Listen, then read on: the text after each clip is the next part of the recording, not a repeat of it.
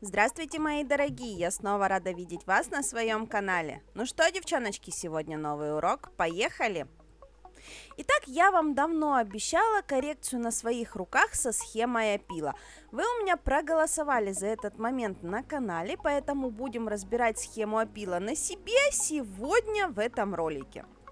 Для того, чтобы не потерять эту нужную для вас информацию, очень рекомендую сделать репост на свою страничку в соцсети, где вы можете в любой момент найти нужный вам ролик.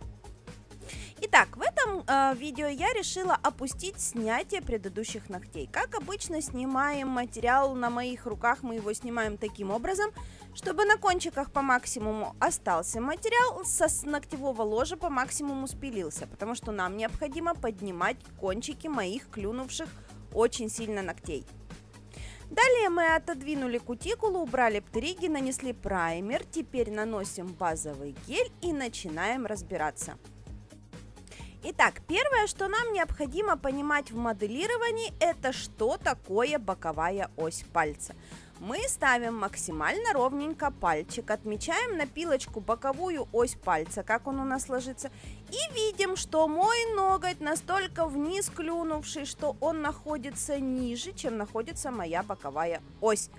Точно так же мы видим, что на среднем пальце у меня всегда выхватывается пилкой кусок нижней направляющей, ее тоже будет у нас не хватать.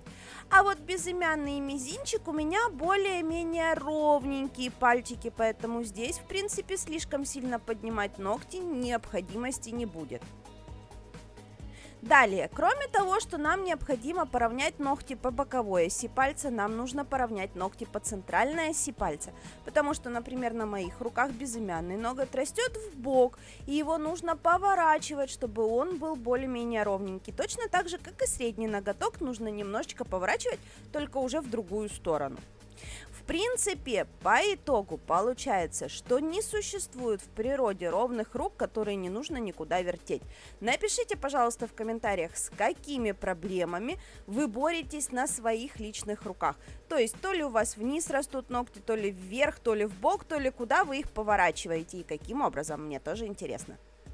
Итак, мы сделали для себя чертеж, теперь определяем следующие места.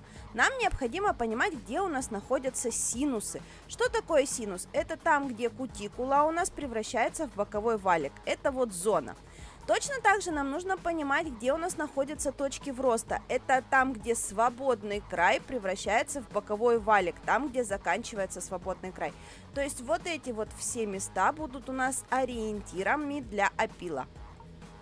Далее производим непосредственно коррекцию. Сегодня корректировать будем при помощи полигеля, поэтому берем материал и выкладываем его на свой ноготочек. Почему полигель? Потому что его можно выложить в довольно-таки большую толщину сразу же, приподнимая ногти, которые, как мы выяснили, нужно поднимать, а указательный палец нужно поднимать очень сильно.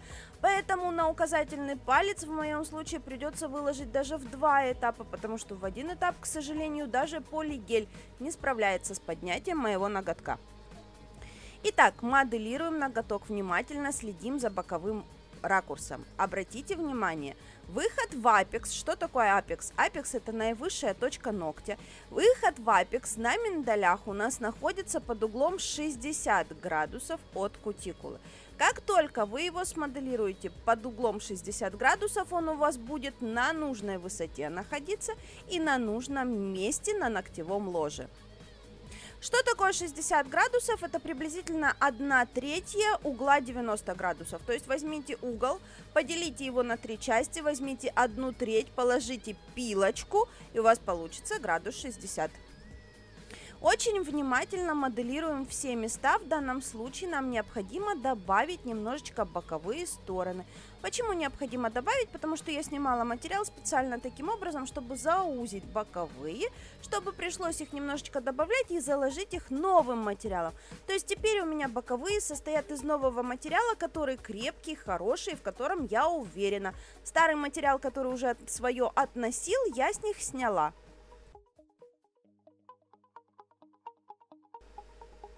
Итак, вот такой вот ноготочек у нас получился. В принципе, он практически без опила. Если бы немножечко снять еще уголочек в апексе, который я оставила, было бы вообще идеально, и пилить не надо было.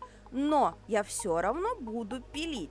Я в любом случае буду пилить, поэтому зачем мне заморачиваться и убивать еще кучу времени на снятие уголочка, который я все равно буду пилить. Поэтому я оставляю в таком виде и перехожу к следующему пальчику. Обратите внимание, как работает этот полигель. Он практически без крупинок.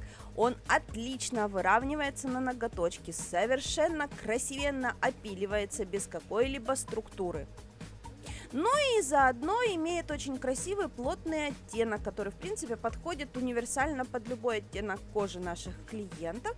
Поэтому вот этот вот материал безумно обожаю, ссылка в описании. Второй пальчик моделируем из тех же соображений. Сразу же укладываем кисточку в кутикулу под углом 60 градусов, сразу же выставляем себе апекс на нужной высоте и на нужном месте. Итак, вот такой вот ноготочек у нас получился. Благодаря тому, что на кончике у нас довольно-таки много материала, мы потом изнутри его выпилим и получим красивую глубокую арку. И да, кстати, если вы обратили внимание, на безымянном пальчике я выкладывала материал слегка со смещением в одну сторону, для того, чтобы ноготок свой немного повернуть. Точно так же я моделирую и средний пальчик.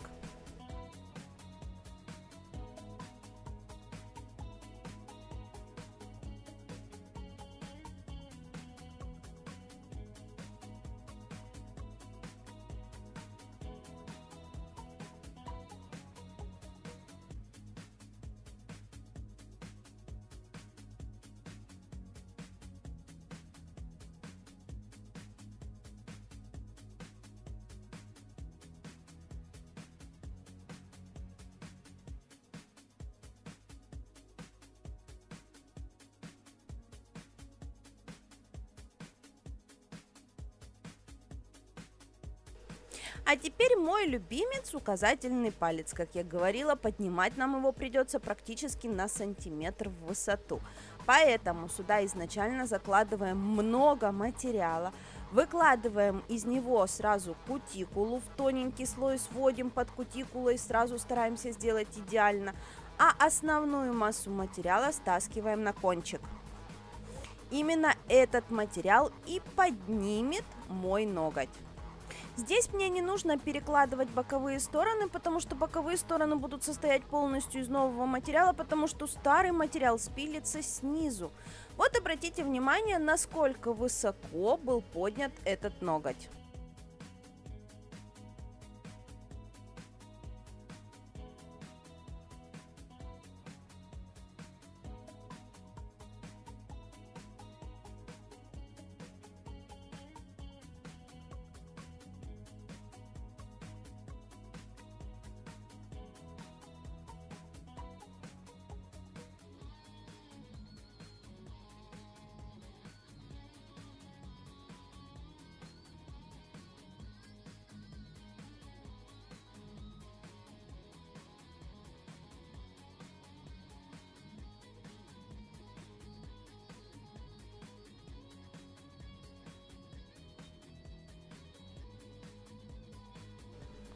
Теперь непосредственно опил. Намечаем для себя еще разочек ось, по которой нам придется равнять наши ноготочки.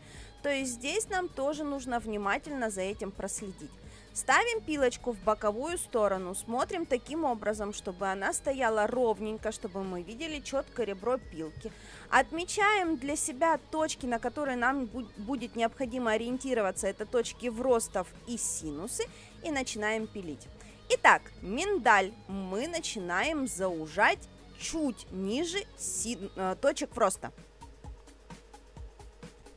То есть мы ставим пилочку в точку вроста, сначала немножечко пилим прямо, для того, чтобы выпилить боковые стороны на ногтевом ложе, а потом чуть ниже точек вроста заужаем пилочку таким образом, чтобы получился у нас миндаль.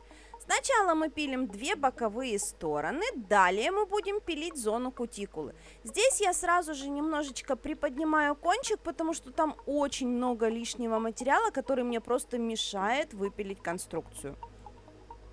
Итак, после того, как мы пропилили боковые стороны и уже нам понятна форма, мы ее уже видим, мы кладем пилочку в 60 градусов, как я уже говорила, и пропиливаем зону кутикулы от точки вроста через кутикулу до точки вроста. Обратите внимание, вот он угол в 60 градусов, нарисуйте его себе, запомните его, потому что это действительно очень важно. Потому что вот только вы закрепите пилочку в 60 градусов, и сразу же у вас будет получаться тот боковой изгиб миндаля, который вам необходим. Все, больше даже думать ни о чем не надо. Только пилочка у кутикулы в 60 градусов. Далее мы будем пилить площадку. Площадка у нас начинается из апекса, из наивысшей точки. Вот она у нас находится, наивысшая точка на нашем ногте. И заканчивается точкой на свободном крае. То есть вот она, наша площадочка. Нам необходимо на миндале сделать таким образом, чтобы площадочка была у нас плавненько вниз направленная. Мы кладем пилочку и ни в коем случае не пилим на себя и от себя. Пилим со стороны в сторону, делаем нажим на пилку в нижнюю часть пилочки. Обратите внимание, где у меня пальчик находится большой, чтобы пилочку немножечко завалить вниз. Я делаю нажим на крайнее ребро пилки. Теперь у нас получился один уголочек между боковой стороной и площадкой, и второй уголочек между боковой стороной и площадкой. Нам их нужно скруглить. Мы берем и скругляющими движениями прорабатываем верхнюю арочку. У нас получается кругленький ноготок. Здесь очень внимательно следим за тем, чтобы у нас движения были равномерные. А еще в этом моменте, девочки, возьмите пилочку, которая у вас одинаковой гритности с двух сторон. Не берите пилки, которые 180 на 240, потому что когда вы начинаете пилить вторую сторону другой гритностью, то, соответственно, она по-другому пилится. Очень часто кривые ногти на какую-то одну сторону скривленные получаются только потому, что у вас с одной стороны пилка более мягкая, чем с другой. Поэтому обратите на это тоже внимание. Вот такие вот нюансы, они очень сильно облегчают работу. Пилки с разной гритностью подходят для тех моментов, где пилить не нужно. Для гель-лака, да, для того, чтобы пропилить натуральный ноготь и убрать свободный край. Для опила моделированных ногтей возьмите пилки одинаковые, а еще лучше жесткие, потому что лучше всего искусственный материал пилятся пилками 100 на 100. После того, как мы собрали верхнюю арочку, нам необходимо подобрать торец нашего ноготочка в миндале, в современном миндале. Мы это делаем под углом 45 градусов и потом поднимаем нижние направляющие. Конечно же, как обычно, пилить на себе дико неудобно, немножечко выпадаю из кадра, но здесь столько и нужной информации, что, думаю, это уже простительно. Здесь уже я буквально облизываю какие-то места, которые вижу, что мне не нравятся. Там где-то какие-то уголочки у меня выскакивают. Например, в данном случае я слегка увлеклась и все-таки не доповернула ноготь в ту сторону, в которую сама же для себя чертила. То есть я его пилила, выровняла ручку и поняла, что я слегка не довернула. Поэтому беру и доворачиваю, видите, вот одну сторону запиливаю, чтобы его довернуть. А вот, собственно говоря, и мои нижние выравниваем. Нижние по боковой оси пальца. Она не зря у меня до сих пор на пальцах нарисованная, потому что нижние направляющие у нас должны быть параллельно боковой оси пальца. И именно этим мы поднимаем и опускаем наши ногти.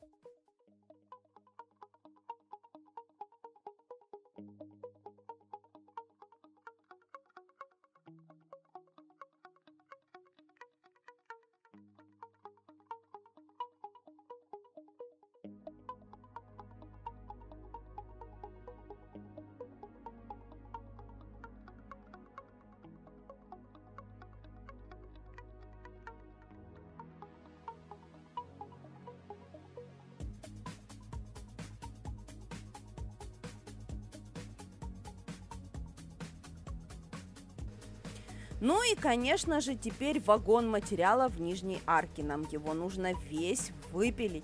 Благодаря этому материалу у нас соберется арочная внутренняя поверхность и получатся красивые ноготочки. При опиле внутренней арки следим за тем, чтобы у нас были тоненькие торцы. В данном случае я здесь немножечко накосячила и торцы оставила толстоватые, поэтому у меня очень быстро на торцах затерся гель-лак. Почему затерся? Потому что толстые торцы, у них больше площади соприкосновения с поверхностями и, соответственно, больше варианта стереться на торцах гель-лаку. Поэтому внимательно в этом месте, а еще очень внимательно с клиентами с такой ногтевой пластиной, как у меня, потому что очень активно разросшийся гипонихий, очень его много, поэтому аккуратненько, главное не поранить клиента. Итак, вот такая мега сложная коррекция у нас сегодня получилась. Мы разобрали схему опила миндаля, мы разобрали коррекцию на вниз растущих руках. И, в принципе, такая мега сложная коррекция у меня всегда, другой коррекции не бывает. Потому что, как бы я ни хотела, у меня ногти все равно до коррекции упадут точно так же низко, как и были до этого. Я же надеюсь, вы себе этот ролик сохраните, потому что он действительно очень ценный. Надеюсь, вы мне напишите в комментариях, как вам было полезно это видео. Я же на сегодня с вами прощаюсь. Всем до новых встреч. Пока!